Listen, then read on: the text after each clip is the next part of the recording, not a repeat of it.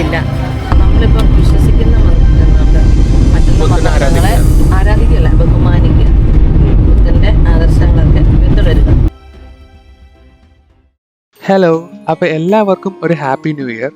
വേളാങ്കണ്ണി ധനുഷ്കോടി യാത്രയിൽ ഞങ്ങളിപ്പോൾ എത്തി നിൽക്കുന്നത് കൊളമാവ് ഡാമിലാണ്. സമയം ഏകദേശം രാവിലെ 6:45. ആ തണുപ്പൊക്കെ ആസ്വദിച്ച് ചെറിയൊരു ചായ കുടിച്ചിട്ടാട്ടോ ഞങ്ങൾ കൊളമാവിൽ നിന്ന് യാത്ര തുടങ്ങുന്നത്. പോകുന്ന വഴിക്ക് മഞ്ഞിൽ മൂടിക്കിടക്കുന്ന ഇടുക്കി ഡാമിൻ്റെ ഭാഗങ്ങളൊക്കെ നമുക്ക് കാണാവേ. കട്ടപ്പനയൊക്കെ കഴിഞ്ഞ് കമ്പംമെട്ട് ചെക്ക് പോസ്റ്റും കഴിഞ്ഞ് വന്ന് കമ്പം തേനി റോഡിലൂടെ കേട്ടോ ഈ പോകുന്നത്.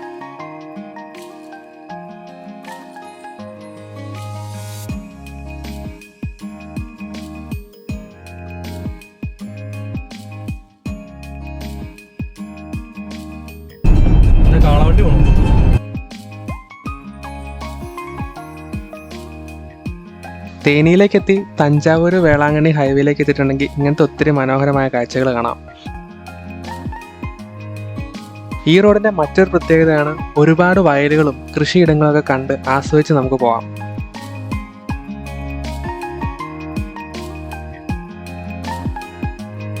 തമിഴ്നാട്ടിൽ ഹൈവേയിലോട്ട് കയറി കഴിഞ്ഞാൽ നല്ല അടിപൊളി റോഡാണല്ലോ. അതുകൊണ്ട് തന്നെ നമുക്ക് അത്യാവശ്യം സ്പീഡിൽ നമ്മുടെ ഡിസ്റ്റൻസ് ഒക്കെ കവർ ചെയ്യാൻ പറ്റുന്നുണ്ടായിരുന്നു. ഡിണ്ടിഗലൊക്കെ കൂടിയായിട്ട് നമ്മൾ പോകുന്നത്. അതുകൊണ്ട് തന്നെ നമ്മുടെ ഫേമസ് ഡിണ്ടിഗൽ തലപ്പാക്കട്ടി ബിരിയാണി കിട്ടുന്ന ഔട്ട്ലെറ്റ്സ് ഒരുപാടുണ്ട്. അപ്പം ഞങ്ങൾ അതിനകത്ത് ഒരെണ്ണത്തിനകത്ത് കയറി ട്രൈ ചെയ്തിട്ട് പോകാമെന്ന് വെച്ചു. ഒരുപാട് വെറൈറ്റീസ് ആയിട്ടുള്ള ബിരിയാണി ഉണ്ട് ഇവിടെ. ഞങ്ങൾ ഓർഡർ ചെയ്തത് ചിക്കൻ 65 ബിരിയാണി ആയിരുന്നു. ഇതുവഴി പാസ് ചെയ്ത് പോകുന്നവർ ഇത് ട്രൈ ചെയ്യാതെ പോയി കഴിഞ്ഞാൽ നഷ്ടമാണെന്ന് ഞാൻ പറയുള്ളൂ. പോകുന്ന വഴിയായിരുന്നു കേട്ടോ തഞ്ചാവൂർ ബൃഹദീശ്വര കോയിൽ. അപ്പോൾ അവിടെയും കൂടെ കയറിയിട്ട് പോകാമെന്ന് വിചാരിച്ചാണ് വന്നത്. പക്ഷെ നല്ല തിരക്കായിരുന്നു, അതുകൊണ്ട് അവിടെ കയറാൻ പറ്റിയില്ല. മെയിനായിട്ട് അവിടെ പേയാൻ പാർക്കൊക്കെ ഫുള്ളായി കിടക്കുമായിരുന്നു. അപ്പോൾ വരുന്നുള്ളവർ നേരത്തെ വന്ന് ഈ ടെമ്പിളൊക്കെ വിസിറ്റ് ചെയ്യാൻ നോക്കുക.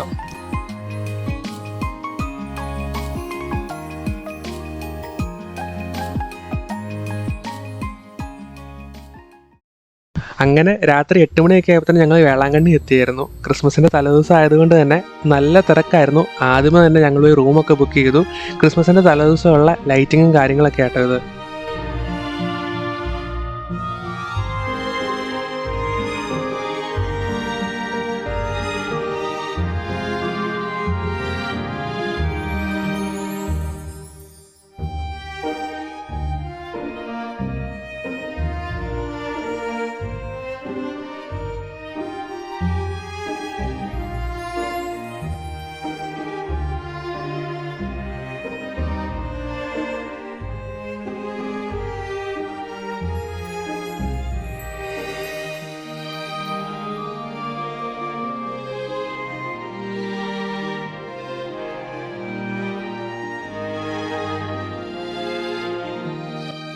ക്രിസ്മസിൻ്റെ സ്പെഷ്യൽ കുർബാന 24-ാം തീയതി രാത്രി മോർണിംഗ് സ്റ്റാർ പള്ളിയിലുണ്ടായിരുന്നേ. തമിഴ് കുർബാന ആയിരുന്നു. അങ്ങോട്ട് പോകാനുള്ളതിൻ്റെ തിരക്കാണിത്.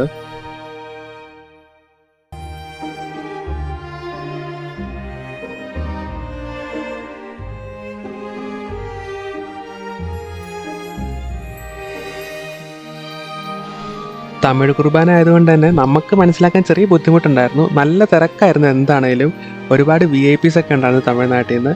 നാളെ രാവിലെ ഈ സെയിം പള്ളി തന്നെയാണ് ക്രിസ്മസിൻ്റെ മലയാളം കുർബാന ഉള്ളത്. അപ്പോൾ അത് കൂടാനൊക്കെ ആയിട്ട് ഞങ്ങൾ കുറച്ച് നേരം ഇവിടെയൊക്കെ നിന്ന് ഇവിടുത്തെ കാര്യങ്ങളൊക്കെ കണ്ട് പയ്യെ റൂമിൽ പോയി റെസ്റ്റ് എടുക്കാനായിട്ട് പോയി. അങ്ങനെ ക്രിസ്മസിന് രാവിലെ മലയാളം കുർബാന കൂടാനായിട്ട് പോവാണേ.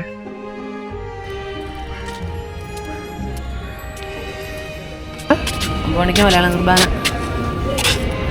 നമുക്ക് എഡിറ്റ് ചെയ്യാം.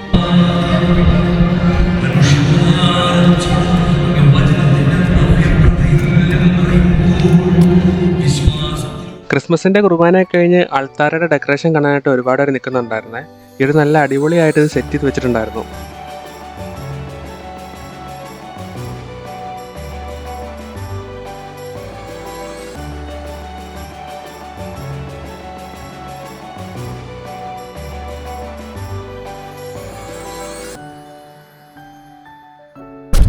സ്റ്റാളിപ്പോയി കുറച്ച് കൊന്തയും മോതിരമൊക്കെ വാങ്ങിയിട്ട് പോവാം. കുറച്ച് സ്ഥലത്തോട്ട് പോവാം, അതായിരിക്കും നല്ലത്.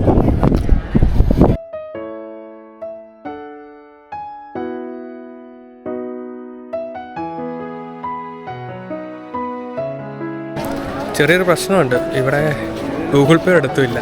എല്ലാവരും ക്യാഷ് ആയിട്ട് വേണം കൊടുക്കാൻ. ഞങ്ങളുടെയാണെങ്കിൽ ക്യാഷ് ഉണ്ടായിരുന്നു, അത് പക്ഷേ രാവിലെ ഫുഡൊക്കെ കൊടുത്ത് തീർന്നു. ഇനിയിപ്പം റൂമിൽ പോയി ATM ഒക്കെ എടുത്തിട്ട് വേണം പോയി എടുക്കാൻ.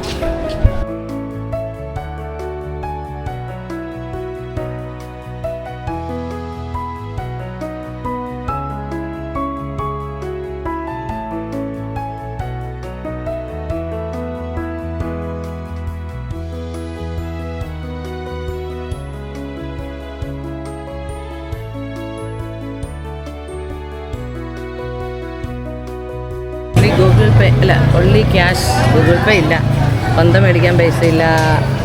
പണി പാളി. അപ്പം ബീച്ചിൽ പോക്കിന്ന് വേണ്ടാന്ന് വെക്കാല്ലേ, നമ്മളെന്തായാലും അങ്ങോട്ടല്ല പോകണേ. ഇപ്പം വെയിലത്ത് ബീച്ചിൽ പോകാൻ ഭയങ്കര ഇതായിരിക്കും, ചൂടായിരിക്കും. അപ്പം അത്യാവശ്യം കവർ ചെയ്തു. ഇനിയിപ്പം അങ്ങോട്ടല്ലേ പോകണം. വേളാങ്കണ്ണിയിൽ നിന്ന് അങ്ങനെ തിരിച്ചു പോവാണേ. അടുത്ത് നമ്മൾ ധനുഷ്കോടിക്കാണ് പോണത്. അതിന് ഇന്ന് രാമേശ്വരത്ത് പോയി നമുക്ക് രാത്രി റൂം ബുക്ക് ചെയ്യണം. ഏകദേശം 5.25 മണിക്കൂറുണ്ട് കേട്ടോ. അപ്പോൾ ഞങ്ങൾ പയ്യെ അങ്ങോട്ട് പോവാം. രാമേശ്വരം പോകുന്ന വഴിക്ക് കണ്ടതാണേ, വഴി സൈഡിൽ കളിമണ്ണും കൊണ്ടുണ്ടാക്കിയ കുറച്ച് കുടങ്ങളും കുറച്ച് ഐറ്റംസൊക്കെ വിൽക്കാൻ വെച്ചിരിക്കുന്നത്. 2-3 ചെറിയ ഐറ്റംസ് നമ്മളും വീട്ടിലോട്ട് വാങ്ങിച്ചേ. സാധനങ്ങളൊക്കെ വാങ്ങിച്ചു. ഇനി നമ്മൾ വേളാങ്കണ്ണി രാമേശ്വരം റൂട്ടിൽ കൂടെ പോവാം കേട്ടോ.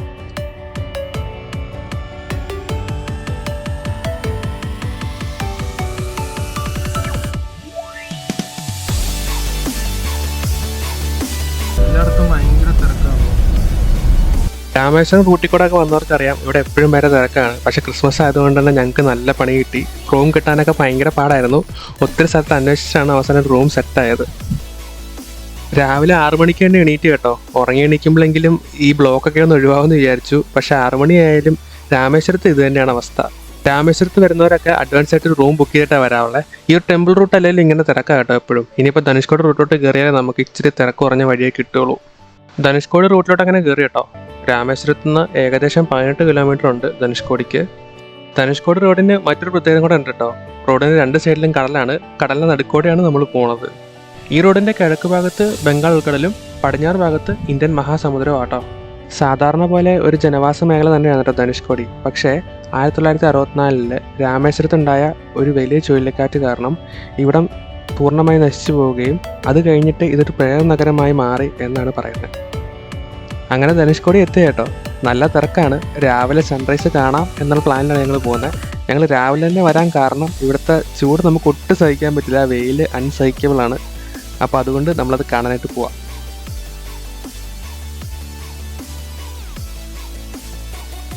സൺറൈസൊക്കെ ഇങ്ങനെ കാണാൻ പറ്റും കേട്ടോ. നല്ല രസമായിരുന്നു. പിന്നെ ഈ സ്റ്റാച്ചു ആട്ടോ ധനുഷ്കോടിയുടെ ലാസ്റ്റ് പോയിന്റ്. ഇവിടെ ഒരുപാട് പേര് ഒന്ന് ഫോട്ടോ എടുക്കുന്നുണ്ട്. പ്രത്യേകിച്ച് ഭക്തരാണ് കൂടുതലും വരുന്നത്. രാമേശ്വരം ടെമ്പിൾ വിസിറ്റ് ചെയ്തിട്ട് ആ വഴി വരുന്നവരാണ്. പിന്നെ റൈഡേഴ്സ് വരുന്നുണ്ട് ഒരുപാട് പേര്. പിന്നെ നമ്മളെപ്പോലുള്ള ടൂറിസ്റ്റുകളും ഉണ്ട് കേട്ടോ. ഒരു പ്രത്യേക നീല നിറമാണ് ഇവിടുത്തെ കടലിന്. ഇതിനു മുമ്പ് കന്യാകുമാരി മാത്രമേ നമ്മളിങ്ങനെ കണ്ടിട്ടുള്ളൂ. ധനുഷ്കോടിയിലെ ഈ ഒരു പോയിന്റിൽ നിന്നും ശ്രീലങ്കയിലേക്ക് 24 കിലോമീറ്റർ മാത്രമുള്ളതെന്ന് കേട്ടോ പറയുന്നത്. ബൈനോക്കുലർ വെച്ച് നോക്കിയാൽ ശ്രീലങ്കയുടെ ബോർഡേഴ്സൊക്കെ നമുക്ക് കാണാൻ പറ്റും കേട്ടോ. പക്ഷേ ശരിക്കും ഇവിടെ ഒരു സർവീസ് ഉള്ളതായിരുന്നു. പക്ഷേ രാവിലെ ആയതുകൊണ്ട് തന്നെ ആരും ഇവിടെ ഇല്ലായിരുന്നു. കടലിൻ്റെ ഒരു സൈഡിൽ ഇച്ചിരി ആഴം കുറവാണ്. ആൾക്കാർ ഇറങ്ങി പോകുന്നൊക്കെ ഉണ്ടായിരുന്നു. പക്ഷേ ഇവിടെ നിൽക്കുന്നവർ പറയുന്നുണ്ട് ഇവിടെ ഇറങ്ങാൻ പാടില്ല എന്നൊക്കെ. കാലൊക്കെ നനച്ചിട്ട് വരാനേ പറ്റുള്ളൂ. പക്ഷേ ആൾക്കാർ ഇറങ്ങി പോകുന്നുണ്ട്. കൂടുതലും ഭക്തന്മാരാട്ടോ ഇവിടെ ഉള്ളത്. ചെറിയ ചെറിയ കച്ചവടങ്ങളും ഇതിൻ്റെ ഇടയിലൂടെ ഉണ്ട്. മാലകൾ, ശംഖുകൾ, വിഗ്രഹങ്ങളൊക്കെയാണ് കൂടുതലായിട്ട് വിൽക്കുന്നത്. ഇവിടെ ഗൂഗിൾ പേ ഒന്നും വർക്കാവില്ല. ഇവിടെ പൈസ ആയിട്ട് വേണം നമ്മൾ കൊടുക്കാൻ. 200 700 500 ഇங்க சவுண்ட் நல்லா இருக்கும் பாருங்க. மூவி கார்ல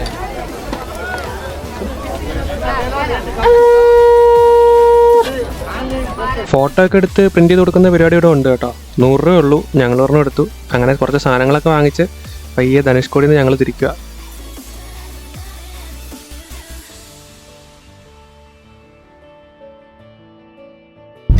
അമ്മ എന്നാ വാങ്ങിച്ച? അമ്മ വാങ്ങിച്ച പുത്തനൊന്ന് കാണിച്ച് നോക്കട്ടെ അങ്ങനെ ഉണ്ടോ. ബുദ്ധന്റെ മതത്തിനകത്ത് പറയുന്ന ബുദ്ധം ശരണം. എനിക്കങ്ങ് അറിയത്തില്ല. ഞങ്ങളൊക്കെ പഠിച്ചിട്ടുണ്ടല്ലോ. സോളാറല്ലേ അടുത്ത ബുദ്ധൻ. അടിപൊളിയായിട്ടുണ്ട്. അമ്മേനെ ബുദ്ധമതത്തിൽ കൊണ്ടുവിടാം. കാമാൻ കൊയറ്റായിട്ടിരിക്കുന്ന ബുദ്ധനെ ബുദ്ധമതത്തിൽ പോകാൻ താല്പര്യമുണ്ടോ? ബുദ്ധമതത്തിലേക്കൊന്നും മാറണ്ട. നമ്മളിപ്പം വിശ്വസിക്കുന്ന മതത്തിൽ നിന്നുകൊണ്ട് മറ്റുള്ള മതങ്ങളെ ആരാധിക്കല്ല, ബഹുമാനിക്കുക. ബുദ്ധന്റെ ആദർശങ്ങളൊക്കെ പിന്തുടരുക. അതാണ് വെയിലത്ത് വെച്ച് ഇച്ചിരി കൂടെ കൊണ്ടുവരിക്കും അല്ലേ? അല്ല മുറിക്കാത്ത എവിടെ ഇരുന്നാലും ആടും ഇത് കണ്ടോ. ഇതിങ്ങനെ കണ്ടിന്യൂസ് ആയിട്ട് ഇങ്ങനെ ചെയ്തുകൊണ്ടിരിക്കും. ഇതുപോലെ നമുക്ക് ഒരു 5 സെക്കൻഡ് പോലും നമുക്കിങ്ങനെ കണ്ണടച്ച് ഇങ്ങനെ നിൽക്കാൻ പറ്റുമോ? ബീച്ചിൽ നമ്മൾ ഇറങ്ങുന്നില്ലല്ലോ, അതുകൊണ്ട് ഇവിടെ കയറുന്നില്ല. നേരെ പോണു, റൂമിൽ പോണു, ചാർജൊക്കെ ചെയ്യുന്നു, ഫുഡ് കഴിക്കുന്നു, ഇറങ്ങി പോകുന്നു. ആ ഇവിടെ കേട്ടോ മറ്റേ ചോറും മീൻ ഫ്രൈ കിട്ടുന്നത് ഹോട്ടൽ. ഉച്ച സമയത്താണെന്ന് തോന്നുന്നു, അത് തുറന്നു വരുന്നു. രാവിലെയൊക്കെ ചോറും മീൻകറിയൊക്കെ ആവും. ഇഷ്ടംപോലെ ഉണ്ടല്ലോ. തമിഴ്നാട്ടിലെ മഴ നാട്ടുകാർക്ക് വലിയ സന്തോഷമായിരിക്കും. കേരളക്കാർ വന്നതുകൊണ്ട് ആദ്യമായിട്ടാ മഴ ആണോ? കേരളാവിൽ നിന്ന് വന്നാ സൂപ്പർ റോഡാട്ടോ. തമിഴ്നാട്ടിലെ റോഡ് നല്ല ഒരു കുഴിയില്ല. നമ്മുടെ നാട്ടിലെ പോലെ കണ്ണടച്ച് വണ്ടി ഓടിക്കും. അടിപൊളി റോഡാണ്. രാമേശ്വരത്ത് നിന്ന് തിരിച്ചു പോകുന്ന വഴിക്കാട്ടോ ഈ പാമ്പം പാലം. പാമ്പം പാലത്തിലേക്ക് എത്തുന്നതിന് മുമ്പ് സൈഡിലൊടങ്ങി ഒതുക്കിയിട്ടിട്ട് നമുക്ക് നടന്നു പോയി കാണാനേ പറ്റുള്ളൂ. ഇല്ലെങ്കിൽ പോലീസുകാരൊക്കെ ഇതിൻ്റെ ഇടയ്ക്കൂടെ നടക്കുന്നുണ്ട്. വെറുതെ ഫൈൻ അടിക്കും അല്ലെങ്കിൽ.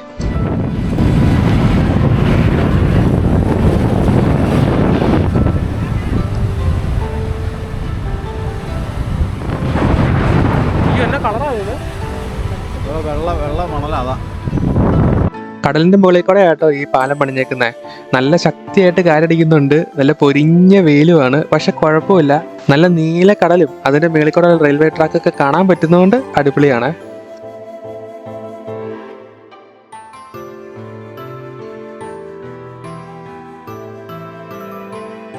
ഞങ്ങളുടെ വേളാങ്കണ്ണി ധനുഷ്കോടി യാത്രയിലെ ഏറ്റവും അവസാനത്തെ ഡെസ്റ്റിനേഷൻ ആയിരുന്നു കേട്ടോ ഇത്. ഞങ്ങൾ ഉദ്ദേശിച്ച എല്ലാ സ്ഥലങ്ങളും ഞങ്ങൾ കവർ ചെയ്തിട്ടുണ്ട്. വ്ളോഗ് ഇവിടെ എൻഡ് ചെയ്യുക കേട്ടോ. പുതിയ വീഡിയോ ആയിട്ട് പിന്നെയും കാണാം. ബൈ.